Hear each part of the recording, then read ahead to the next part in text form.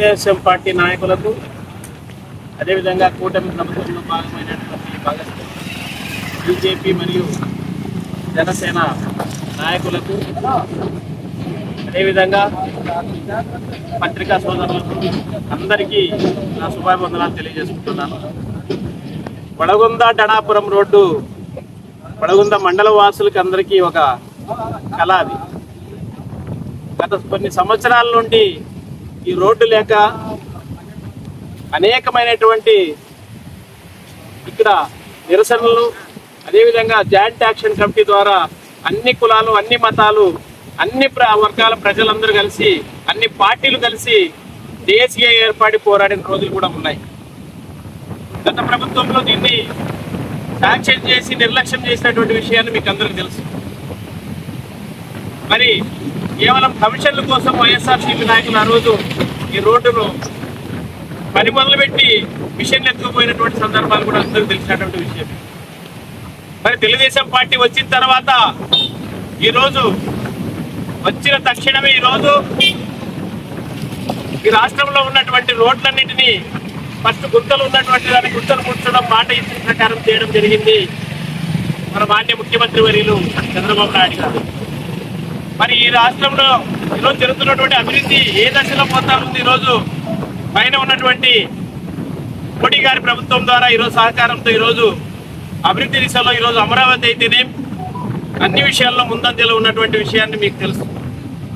అదేవిధంగా ఈరోజు యువ నాయకుడు లోకేష్ గారు చేస్తున్నటువంటి కార్యక్రమాలు కూడా, విద్యాశాఖలో మార్పులు కూడా మీకు అందరికి తెలిసినటువంటి విషయాలు. ఈరోజు దానికి పిల్లలకి ఇచ్చేటువంటి కిట్లు కూడా జగన్ గారు ఆ రోజు వాళ్ళ బొమ్మలతో చేసుకుంటే దాన్ని కాదు, విద్యలో రాజకీయం వద్దని ఈరోజు కేవలం ప్రభుత్వం సిద్ధంగా ఉండాలని అలాంటి కొత్త మార్పులు తీసుకొచ్చినటువంటి విషయాన్ని కూడా అందరూ గమనిస్తా ఉన్నారు.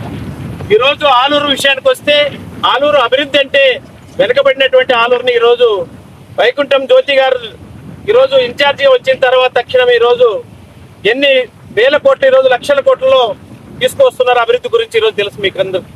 వాళ్ళు ఫండ్లు తీసుకురావడానికి ప్రతి వారంలో 2 రోజులు విజయవాడలో కేటాయించి ఈ పనుల కోసం ఈరోజు వాళ్ళు తపన పడుతున్నటువంటి విషయాన్ని మీరు అందరూ గమనిస్తా ఉన్నారు. ఈరోజు అభివృద్ధి కావాల్సింది మారుమూల ప్రాంతమైనటువంటి వడగుంద ఈరోజు మధ్యలో ఉన్నటువంటి ఈరోజు బళ్ళారి రోడ్డు కూడా సిమెంట్ రోడ్డుతో కంప్లీట్ చేసి చూపించినటువంటి ఘనత తెలుగుదేశం పార్టీకి, అదేవిధంగా వైకుంఠం జ్యోతి గారికి దక్కుతుందని సందర్భంగా తెలియజేసుకుంటున్నాను. ఈ రోడ్డు విషయానికి మీకు అందరికీ తెలుసు. ఈరోజు 12 కోట్లతో ఈ రోడ్డు శాంక్షన్ చేయడం జరిగింది. 12 కోట్లలో ఎప్పటం వరకు బిఎన్ఆర్ వాళ్ళు అటు సైడ్ నుంచి 13,50,00,000 తీసుకోవడం జరిగింది. అటు సైడ్ కూడా ఆల్రెడీ మొదలు పెట్టడం జరిగింది కార్యక్రమాన్ని. అదేవిధంగా ఇక్కడ ఈ సర్కిల్ నుంచి ఇక్కడ కాలేజ్ కాడ నుంచి టౌన్ వరకు సీసీ రోడ్డు కూడా వేయమని వాళ్ళు మేము కోరడం జరిగింది ఆల్రెడీ. కాబట్టి ఇలాంటి అభివృద్ధికి మీరందరూ సహకరించాలని మనస్ఫూర్తిగా కోరుకుంటూ, అదేవిధంగా అభివృద్ధి అంటే ఏంటో చేయడానికి వాళ్ళు ఇప్పుడు ఉరుకులవుతున్నారు. కార్యక్రమాలు కూడా మీరు చూస్తూ ఉన్నారు.